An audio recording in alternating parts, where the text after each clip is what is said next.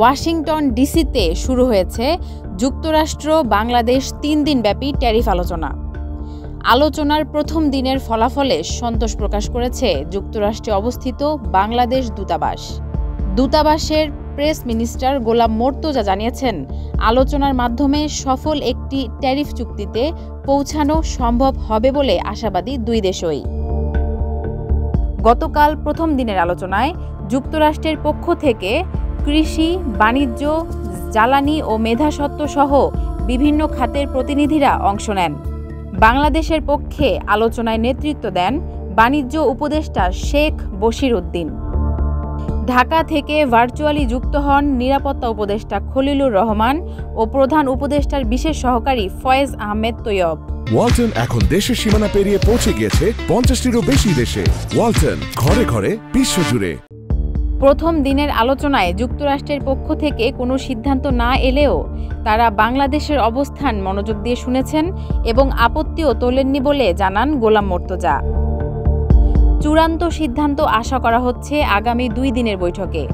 27 June অনুষ্ঠিত প্রথম দফার আলোচনায় যুক্তরাষ্ট্রের বাণিজ্য ঘাটতি কমাতে কিছু প্রস্তাব দেয় বাংলাদেশ। এর মধ্যে রয়েছে যুক্তরাষ্ট্র থেকে ফুড ড্রিঙ্ক, বোয়িং বিমান ও সামরিক সরঞ্জাম আমদানি এবং ধাপে ধাপে আমদানি পণ্যে শুল্ক, ভ্যাট ও ডিউটি কমানোর প্রস্তাব। তবে বড় ধরনের বাণিজ্য সুবিধা দেওয়ার কোনো প্রশ্নই আসে না বলে মন্তব্য করেন প্রেস মিনিস্টার। গত কয়েক বছরে যুক্তরাষ্ট্রের রপ্তানিকৃত পণ্যের উপর গড়ে 15% শুল্ক দিয়েছে বাংলাদেশ। চলতি বছরের 2 এপ্রিল ট্রাম্প প্রশাসন পাল্টা ব্যবস্থা হিসেবে 37% অতিরিক্ত শুল্ক আরোপ করে, যা বর্তমানে 35% নেমে এসেছে। তবে আলোচনায় চুক্তি ব্যর্থ হলে 1 আগস্ট থেকে শুল্ক হার বেড়ে 50% দাঁড়াবে। এটি বাংলাদেশের জন্য একটি বড় ধাক্কা হয়ে দাঁড়াতে পারে। এদিকে হোয়াইট হাউসের কাউন্সিল অফ ইকোনমিক অ্যাডভাইজার্সের এক প্রতিবেদনে বলা হয়েছে, আমদানি পণ্যের দাম গত কয়েক মাসে কমেছে, ফলে শুল্ক আরোপ মূল্যস্ফীতি বাড়াবে।